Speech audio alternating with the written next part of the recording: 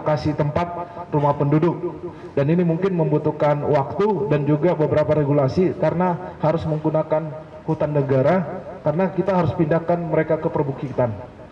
Kondisi sekarang masyarakat yang diungsikan semuanya itu ada di pegunungan dan rata-rata tempat mereka ada di rumah ibadah, yaitu di gereja, kemudian ada juga di sekolah, kemudian ada di rumah keluarga, dan ada yang di masjid. Dan semua itu sekarang kita buatkan dapur umum. Jadi di mana ada pengungsian, di situ ada dapur umum.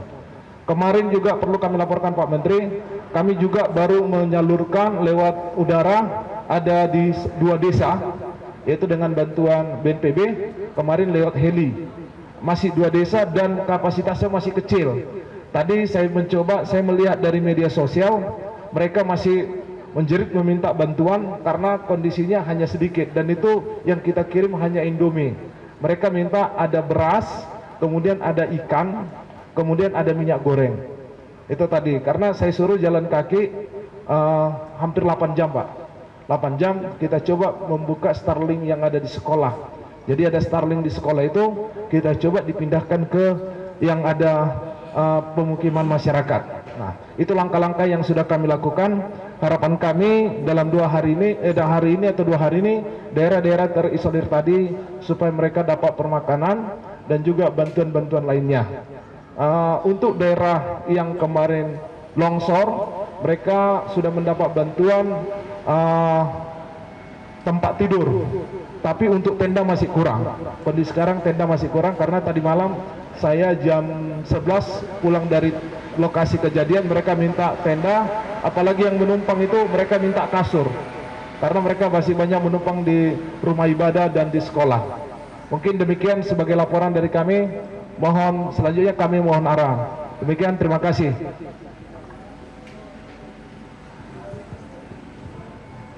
Silakan dari Pak Kapolres, kalau masih ada tambahan dari PUPR, silakan.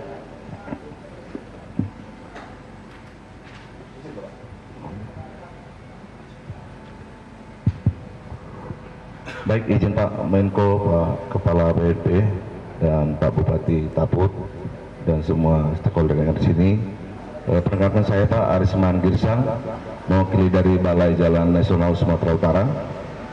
Perlu kami laporkan Pak, kita sudah bekerja khusus menangani jalan nasional dari Tarutung ke Sibolga, Tarutung ke Sipirok, dari Sibolga ke arah Manduamas, dan juga dari Sibolga ke arah Tapsel. Nah, kita sudah menurunkan alat berat Pak, sudah kurang lebih alat di lapangan itu kurang lebih 52, dan kami melaporkan juga di sini sudah. Anda menyaksikan Breaking News Metro TV, pemirsa. Yang Anda saksikan tadi adalah rapat koordinasi bencana banjir bandang di Sumatera. Rapat koordinasi dipimpin oleh Menko PMK Pratikno, dan tadi rekan kami Insan Suwardi melaporkan bahwa BNPB masih memerlukan strategi bagaimana cara terbaik untuk bisa menembus zona terisolasi. Rapat saat ini berlangsung di Tapanuli Utara, Sumatera Utara. Turut hadir dalam rapat selain Menko PMK Pratikno, yaitu Kepala BNPB Letjen TNI Suharyanto. Kemudian juga tadi baru selesai memberikan paparan Bupati Tapanuli Utara Jonius Taripar yang memberikan gambaran mengenai bagaimana kondisi terkini di Tapanuli Utara, Sumatera Utara. Besarnya volume bencana banjir bandang telah membuat akses transportasi darat menjadi sulit dilalui, sehingga kita sama-sama ketahui salah satu opsi yang memang akhirnya diambil oleh pemerintah pusat maupun pemerintah daerah yang berkoordinasi dengan BNPB adalah pengiriman bantuan, baik itu logistik serta keperluan lainnya melalui jalur udara, yaitu metode dropping yang memang sudah dilakukan sejak beberapa hari yang lalu, dan pagi ini juga sudah ada dropping lainnya yang dilakukan ke sejumlah daerah yang terdampak banjir dan juga tanah longsor. Dan pemirsa, jumlah korban banjir bandang dan tanah longsor yang meninggal dunia di Kabupaten Agam dan Padang Panjang terus bertambah. Sementara sejumlah nagari di Kabupaten Agam masih terisolir. Untuk mengetahui kondisi terkini di sana sudah ada rekan Amfrizer, kontributor Metro TV di Padang Panjang. Amfrizer, selamat pagi. Berapa total korban di Kabupaten Agam dan Padang Panjang? Apakah masih ada yang dicari hingga saat ini? Ya, Valeri dan pemirsa, hingga saat ini jumlah korban jiwa yang meninggal dunia di Kabupaten Agam dan Kota Padang Panjang itu terus meningkat. Di Kabupaten Agam hingga pukul 20 malam tadi itu tercatat sebanyak 85 korban meninggal dunia yang telah ditemukan. Dan dari 85 tersebut 55 adalah terjadi di Kecamatan Palembayan, 10 di Malala, 4 di Tanjung Raya, dan di Palupuh serta di Matur masing-masing 1 orang. Nah, dari lokasi di Kabupaten Agam ini masih banyak warga yang akan dicari untuk dievakuasi. Dan seperti kita juga lihat di daerah Kabupaten Tanah Agam ini juga masih banyak daerah yang terisolir seperti di Palembayan ini belum bisa ditembus dengan menggunakan jalur darat karena beberapa daerah untuk menuju ke daerah tersebut jalan putus, terban, dan jembatan juga ada yang putus dan juga ada yang tertimbun longsor. Jadi seperti kita lihat di layar kaca ini adalah 8 orang warga Subarang Aya yang dievakuasi menggunakan helikopter karena kondisi kesehatan mereka sudah kritis. Satu-satu jalur untuk bisa mencapai titik ini dengan cepat adalah menggunakan jalur udara.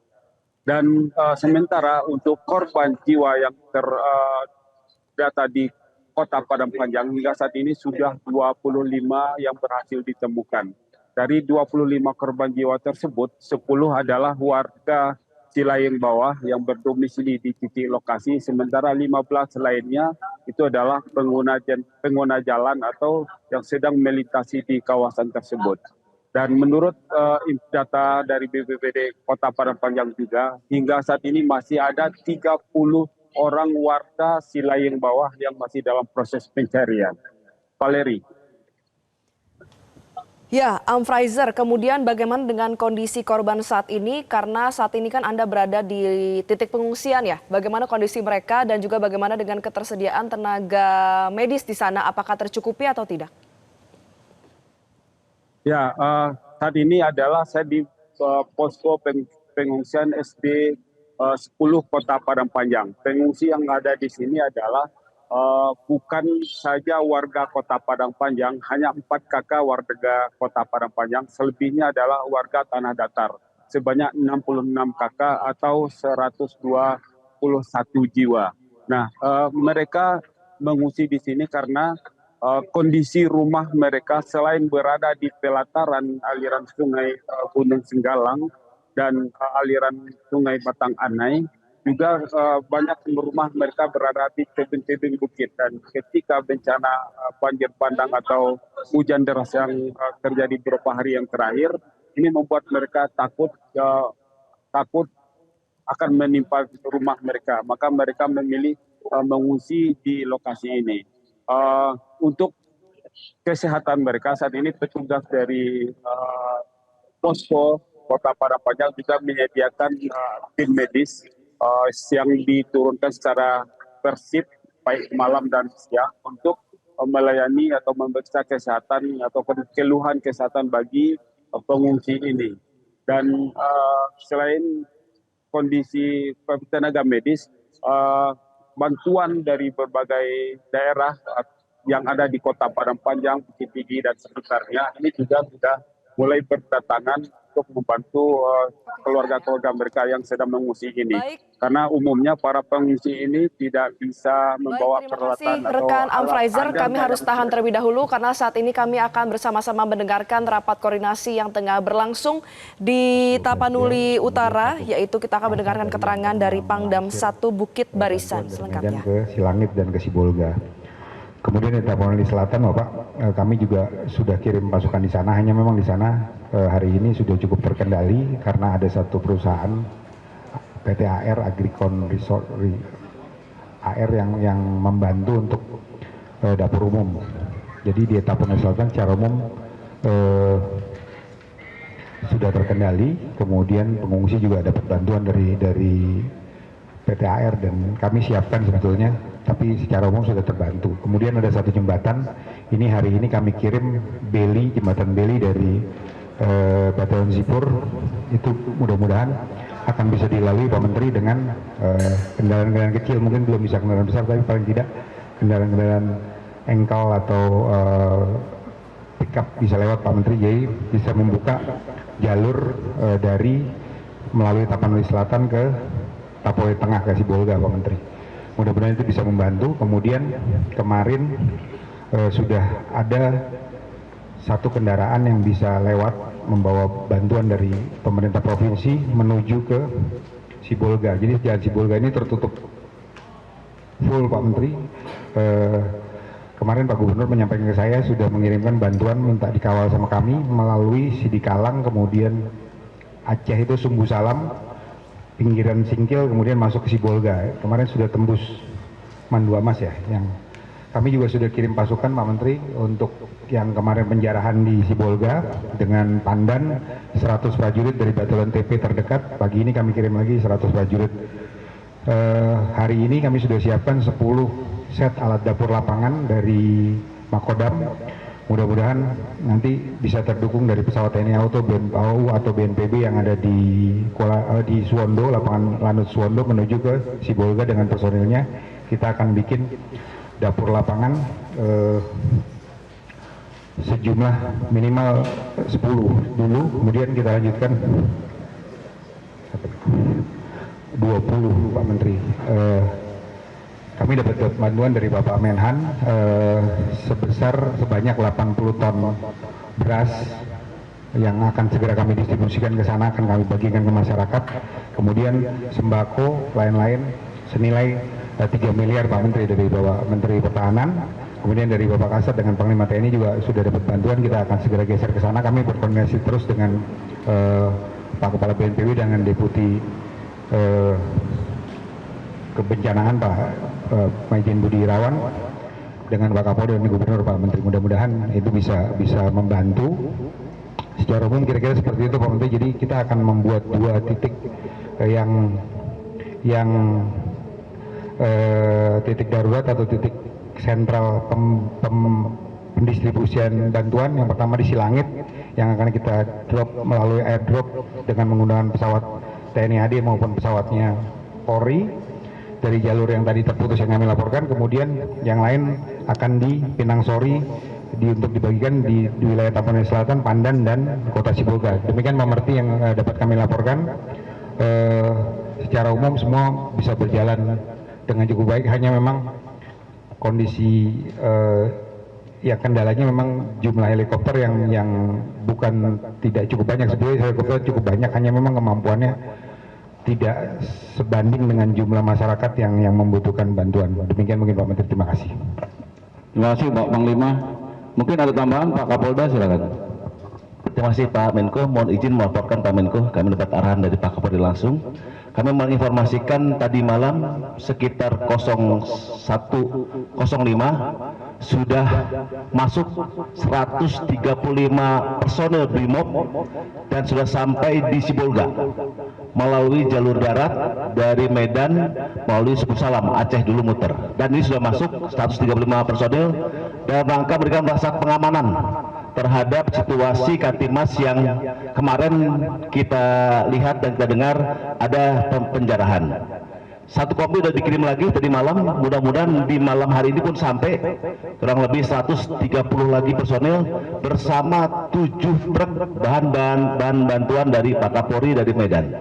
Nah, ini hari ini tadi saya mendengar ada lagi sekelompok massa yang akan menjarah di Bulog.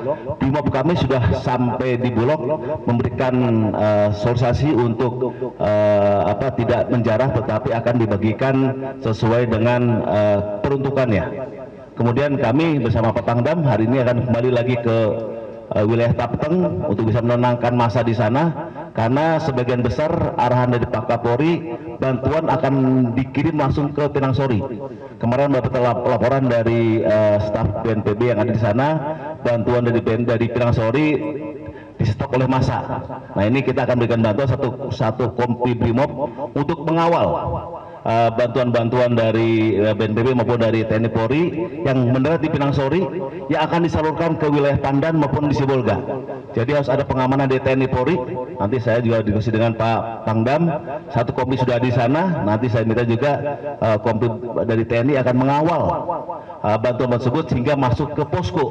Jadi sehingga nanti bantuan tersebut terarah dan merata ke masyarakat. Terkait dengan penjarahan yang terjadi, tim kami yang dari Binmas, Dokes sudah masuk ke sana dan dari Humas pun sudah masuk ke sana menggunakan helikopter.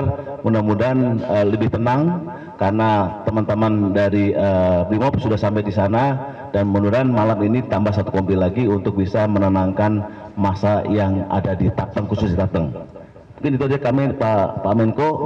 Jadi kami sudah tadi malam 7 truk melalui darat sudah berangkat dari Medan, arahan Pak Kapolri untuk berangkat melalui darat dikawal oleh satu peleton Brimob. Jadi sampai nanti dijarah lagi di jalan ini karena kita butuhan pengamanan untuk sampai ke masyarakat yang membutuhkan. Demikian Pak Menko, terima kasih. Terima kasih Pak Kapolda. Jadi kami informasikan nanti kalau Bapak Pangdam, Pak Kapolda, Pak Bupati mau ikut, Bapak Menko akan masuk juga ke Sibolga, mohon juga diamankan dan mungkin logistiknya juga sebagian sudah masuk ke sana ya. Tadi yang di drop itu mungkin dengan ada Bapak Pangdam, Bapak Kapolda, nanti apapun nanti yang perlu disampaikan ke masyarakat kita bisa dialog di sana. Mungkin masih ada tambahan, Pak? Silakan Pak, silakan. Terima kasih Pak. Izin melaporkan Pak Menko.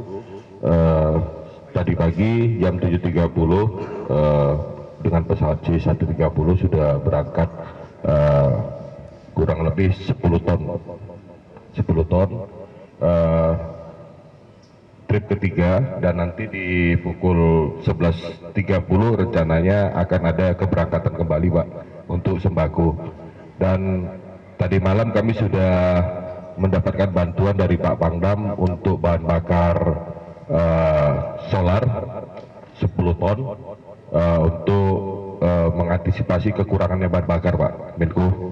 Ini sekarang ini kami laporkan bahwa situasi bahan bakar yang sulit didapatkan oleh masyarakat sehingga terjadi antrian di Kota Medan dan sekitarnya. Kemudian Pak Menko, kami laporkan juga bahwa kemarin kami sudah menyampaikan bantuan bahan bakar juga ke Pinang Sori, terdiri dari LPG 1 ton, solar 1 ton, Pertamax 1 ton, dan Aftur 2 ton, serta air bersih 2 ton. Demikian tambahan Pak Menko. Saya kembalikan kepada Bapak Kepala BPN. Dan Pak Deputi. Izin Bapak Menko, kami hanya izin menambahkan melengkapi apa yang disampaikan oleh Bapak Pangdam, Bapak Kapolda maupun Bapak Sekda. Untuk sekarang ini di Pinang Sori untuk melaksanakan dropping door lock itu hanya ada 1 heli Karakal. Nah, untuk pagi hari ini seluruh heli BNPB ada sekitar 4, nanti akan segera kami pindahkan ke Pinang Sori, BKO kepada TNI AU, sehingga bahan makanan yang dikirim lewat Hercules yang sekitar 10 ton itu bisa segera didistribusikan. Nanti untuk di sini hanya ada 2 heli, heli MI sama heli Bel 412. Jadi Pak Sekda, nanti apa yang datang di Pinang Sori nanti akan segera diangkut oleh heli-heli BNPB. Jelajahi cara baru mendapatkan informasi. Download Metro TV Extend sekarang.